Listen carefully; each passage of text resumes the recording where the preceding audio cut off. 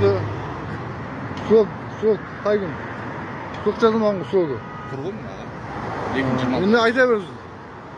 Сіз яғни Қазақстан Республикасының әкімшілік туралы құқық бұзушылық туралы кодексінің 615 бабының бірінші тармақшасына сәйкес белгіленбеген жерден, яғни жаяу жүргіншілер жолағы жоқ жерден кесіп өткеніңіз анықталды. Енді оны қалай қандай бейне тастаңыздар ма?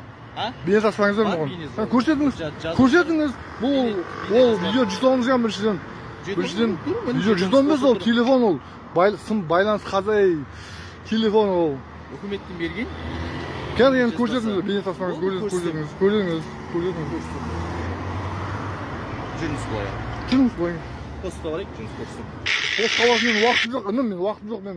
Мен сізді 3 сағат ұстауға құқығым бар.